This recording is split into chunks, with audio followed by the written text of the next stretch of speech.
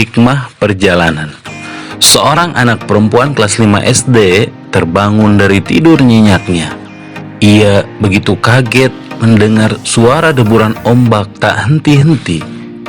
Ia pun membangunkan sang ibu yang saat itu tidur di sampingnya di sebuah penginapan di pinggir pantai.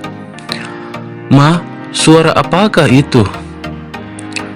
"Itu suara ombak, Nak. Tadi siang kita kan berenang dan main ombak di pantai."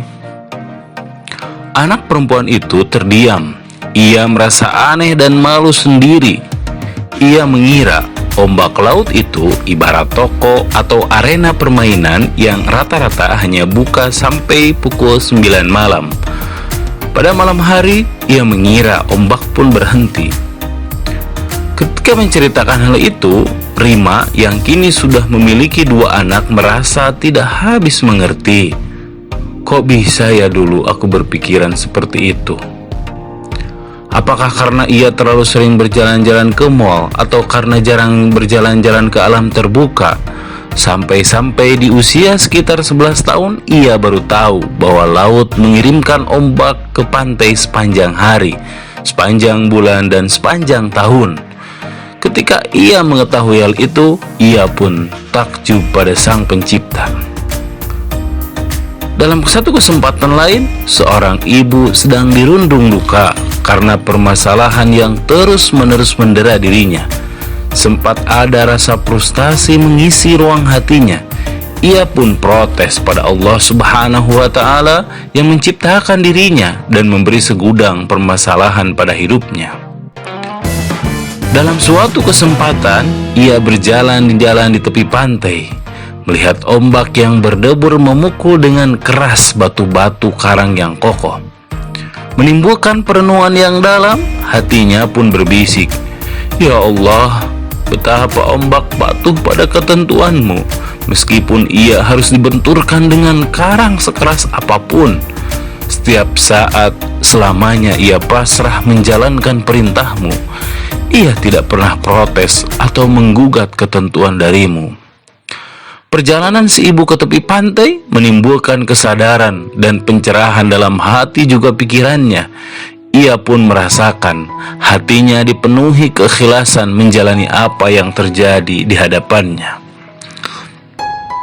Sahabat semuanya, 2 kisah di atas memberi gambaran betapa pentingnya melakukan perjalanan sebagai bagian dari proses pembelajaran dan pendewasaan diri.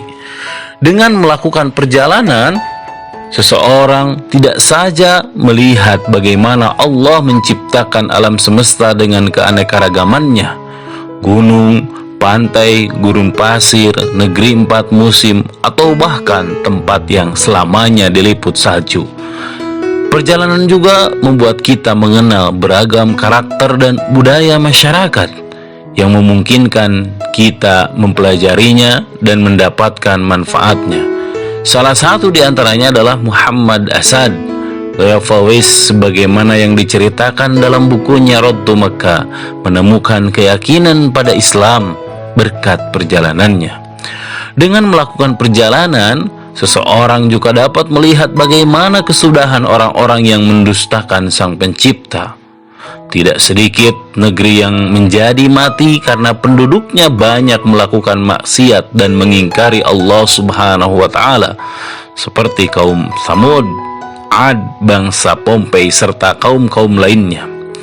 Allah Subhanahu wa Ta'ala berfirman dalam surat Rum ayat 42, "Katakanlah, adakanlah perjalanan di muka bumi dan perhatikanlah kesudahan orang-orang yang dahulu. Kebanyakan dari mereka itu adalah orang-orang yang mempersekutukan Allah." Semoga ketika kita melakukan perjalanan, kita dapat mengambil hikmah dari perjalanan yang kita lalui, dan pada akhirnya kita berbahagia atas proses perjalanan yang kita lalui, baik itu piknik ke pantai, ke gurun pasir, ke sungai, kemanapun. Itu akan menjadi hikmah yang luar biasa bagi kita semuanya.